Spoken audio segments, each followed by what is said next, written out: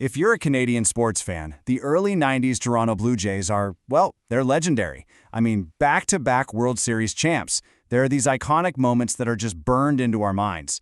But what if I told you that some of those memories, the ones that feel so real, are maybe just a little bit off? So today we're going to put memory to the test and dig into the real story behind one of baseball's greatest dynasties.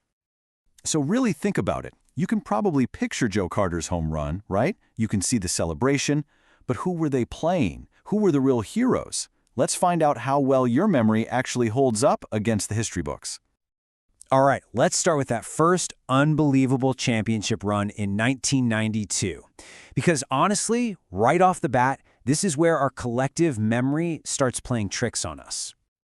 Okay, first question. Who did the Jays beat in '92? If you immediately thought the Philadelphia Phillies, hey, you're not alone, but that's actually who they played in '93. That first title, back in 1992, was against the Atlanta Braves, and it was a nail-biter of a series that went to extra innings in the final game. Okay, so since they won it all, we just kind of assumed the Blue Jays were this dominant powerhouse, the clear favorites to take on the trophy. It just feels right, doesn't it? But you know, the numbers, they tell a slightly different story. The truth is, Toronto was actually the underdog. The Braves rolled into that series with 98 regular season wins, 2 more than the Blue Jays' 96. So that first championship, it was a tough, hard-fought battle against a team that was, at least on paper, just a little bit better. And this whole underdog story gets even more interesting when you start looking at who really stepped up to be the hero when it mattered most. If I asked you to guess the 1992 World Series MVP, you'd probably pick the biggest star on the team, right? The future Hall of Famer, Roberto Alomar. I mean, he was the face of the franchise, a constant all-star. It just makes perfect sense that he'd be the MVP. But he wasn't. Nope. Instead, it was the catcher, Pat Borders, who had the series of his life. He was the solid, totally dependable player, but not a superstar by any means. And he just came out of nowhere to become the most valuable player on baseball's biggest stage. And the reason why is just, wow. Borders hit an incredible .450 in that World Series with a home run and 3 doubles. He turned into an absolute offensive machine against the Braves, completely flipping the script on who was supposed to be the hero. Okay, so let's jump to the 1993 season. The common myth here is that the Jays, having found the winning formula, just ran it back with the exact same crew. But the reality? It was actually quite different. The team had a major shakeup. I mean, key guys from '92 like Dave Winfield and their closer Tom Hankey were gone, and in their place came these huge talents like Dave Stewart, Ricky Henderson, and, most importantly, Paul Molitor, who would step in and become the World Series MVP for '93. This was a retooled machine, not just a carbon copy. That '92 series against the Braves was a super tense, pitcher-dominated battle. So it's pretty easy to just lump the '93 series against the Phillies into that same category. But oh man, that couldn't be further from the truth. This was no defensive battle, it was an all-out slugfest. Get this, the two teams combined to score a staggering 82 runs in just 6 games. The series even had one of the wildest games in World Series history, a 15-14 Blue Jays victory in Game 4.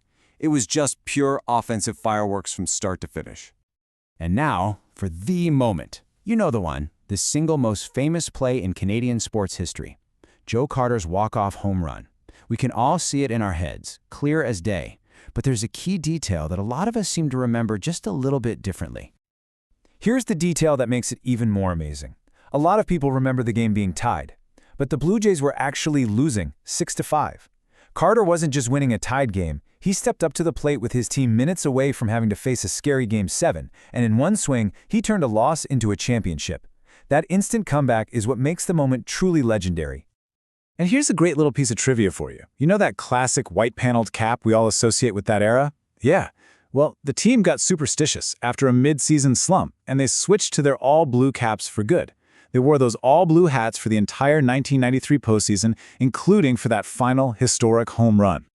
So let's zoom out a little bit and look at the bigger picture. We can tackle some of the larger myths that have popped up around what these back-to-back titles really meant for baseball history. So, a common point of pride you hear is that the Jays were the very first expansion team to win it all. And look, their win was a massive achievement, but they weren't actually the first. The '69 Miracle Mets, the Royals in '85, and the Twins in '87 had all climbed that mountain before them. But this whole conversation reveals a true and maybe even more significant piece of history. The manager, Cito Gaston, was the first black manager ever to win a World Series. And on top of that, he became the first manager in baseball history to win back-to-back championships after being hired in the middle of a season. I mean, that is a truly unique and incredible accomplishment. So what does this all really mean? Does correcting the record somehow diminish the legend of the 92 and 93 Blue Jays? Absolutely not. If anything, the truth, with its underdog story, its unlikely MVP, and that even more dramatic final moment, is actually a richer and more compelling story than the one we kind of half remember.